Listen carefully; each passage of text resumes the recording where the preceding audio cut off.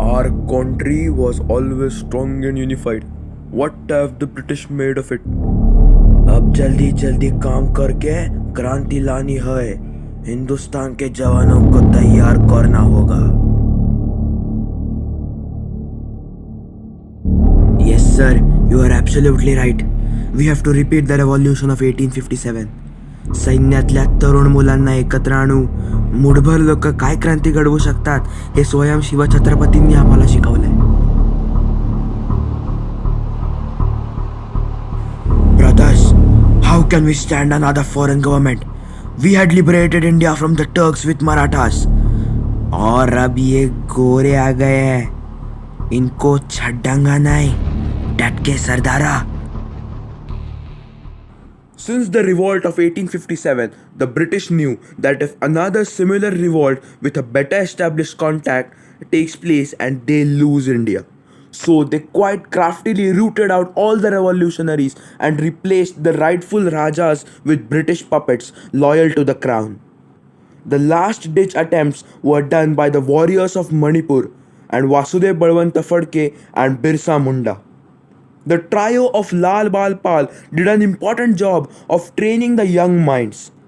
The Chapekar brothers killed W.C. Rand for his cruel acts.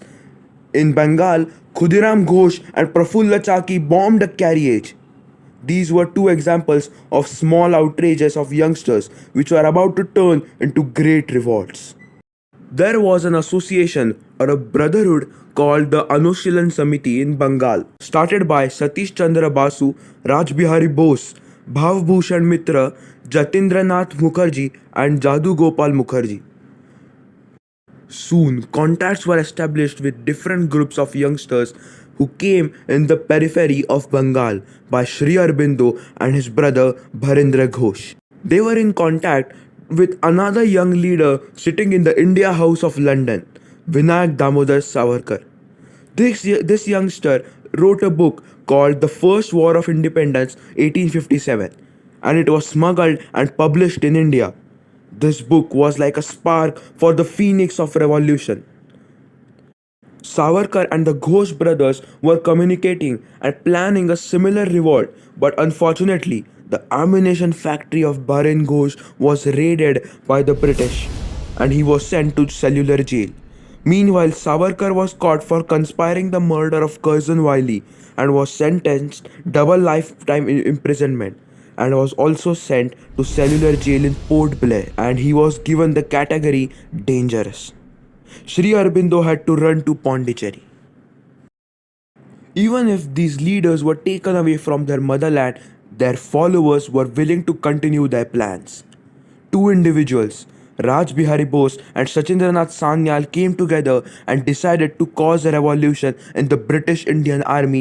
This would take away the power of the British government, its army.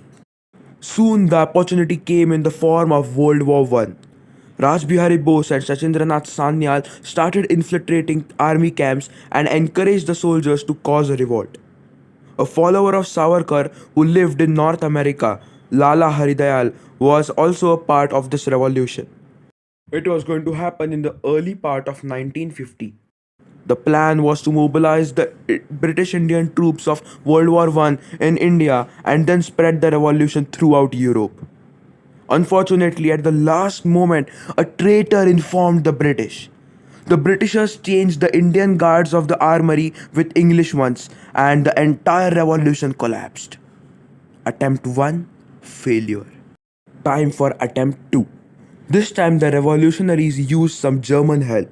The plan was that the Germans will pack a shipload of guns and ammunition in North America with the help of the Sikh groups over there, who would later be known as the Gaddarites, and then sail that shipload from Pacific through Indonesia and land it on the coast of Odisha.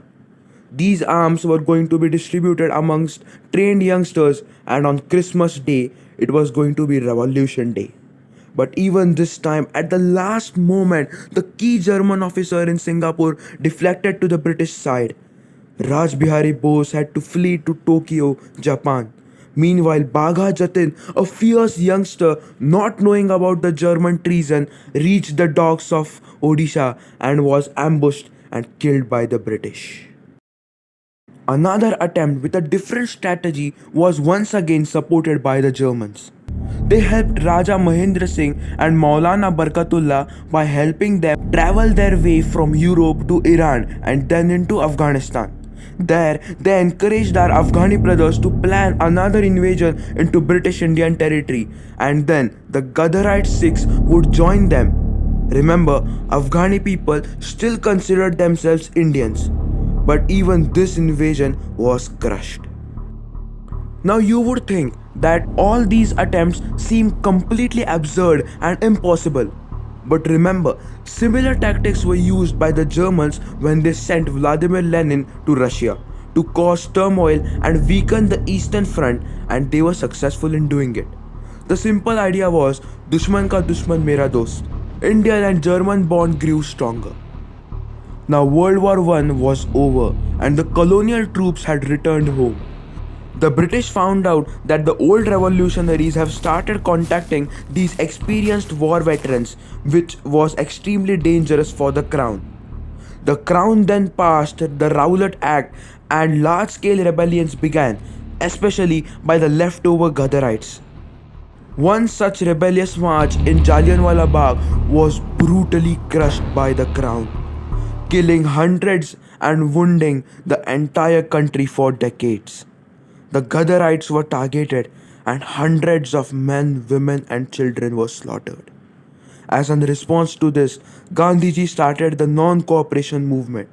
This caused the British many problems, so as an act of peace, they released many prisoners. And Bharan Ghosh and Sachindranath Sanyal were now out of jail. But Savarkar was still considered way too dangerous and wasn't pardoned. A terrible incident took place in Chauri Chaura which abruptly stopped the non-cooperation movement. Now the revolutionaries started regrouping under Sachindranath Sanyal and formed the Hindustan Republic Association, under which the Hindustan Republican Army was in action. And what did this army do?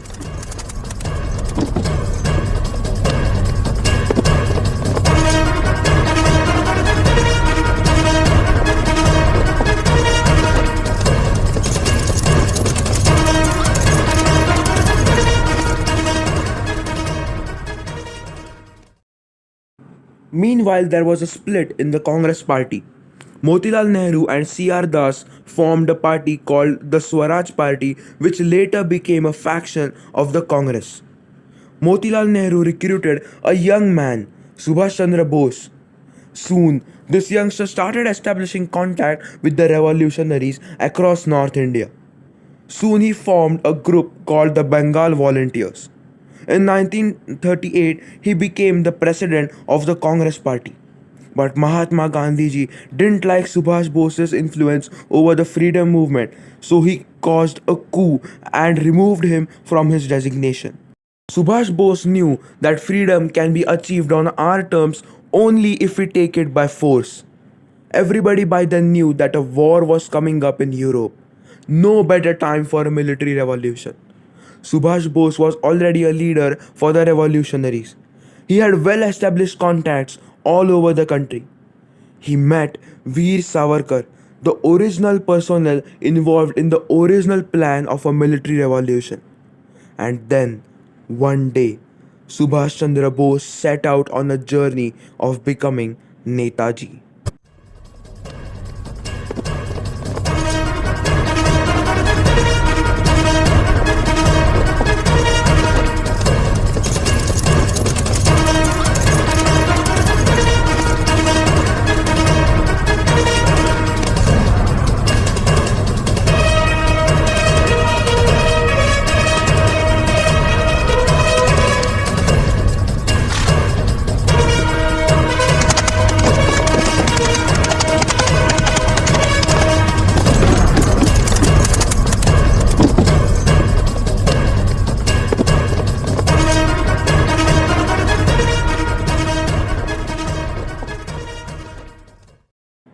In 1942, the Indian prisoners of war captured by the Japanese in Singapore were recruited in the Azad Hind Fauj, and the leader was the OG, Raj Bihari Bose.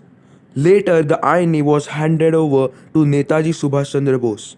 It had 5 regiments: Gandhi Brigade, Nehru Brigade, Azad Brigade, Subhash Brigade, and Rani of Jhansi Regiment.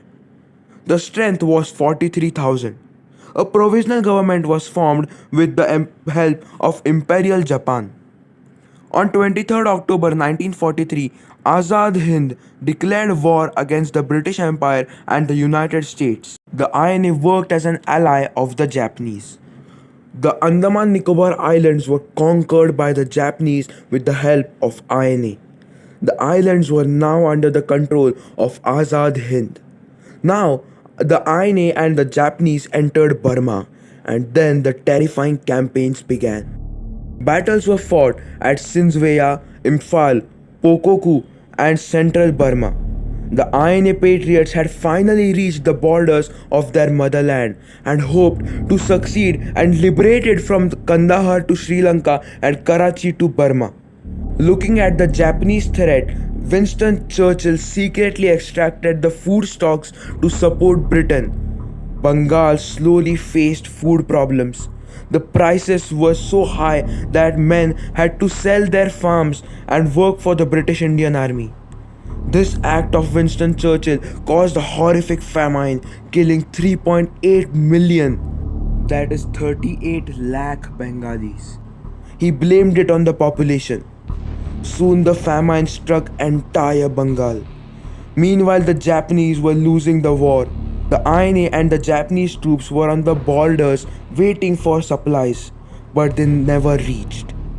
The Japanese lost the war.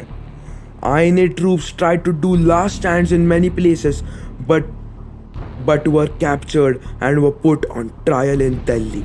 After decades of rooting out revolts, murdering revolutionaries, and craftily dividing Indians, the British finally made a mistake. They put the INA soldiers on trial in front of the general public to scare the rebellions. But the people of India came to know about what the INA was and what was their purpose. Large-scale support for Netaji began throughout the nation. In 1944, while going to Japan, Netaji died in a plane crash, or the world was made to believe so.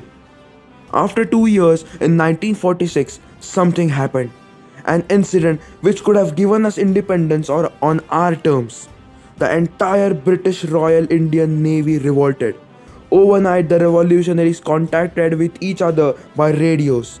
The British commanders were killed and the entire sea was under Indian control.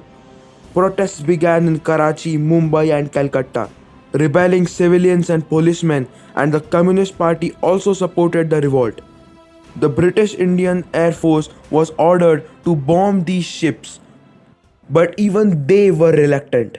Now the British imperialism was in danger. The Congress Party and the Muslim League supported the British. Vallabhbhai Patel was sent to negotiate with the revolutionaries. They were promised that their titles and positions won't be stripped off. After a lot of negotiations, the revolutionaries surrendered to the cause of Ahimsa and trusted the Congress Party. In return, the officers were put on trial and civilians were slaughtered on the streets of Karachi, Mumbai and Calcutta. The British now feared that another, and this time well-organized revolt might take place in a year or two, and therefore planned their exit strategy of partition. As promised, power was transferred to the Congress Party and the Muslim League. The country was divided without asking the general public.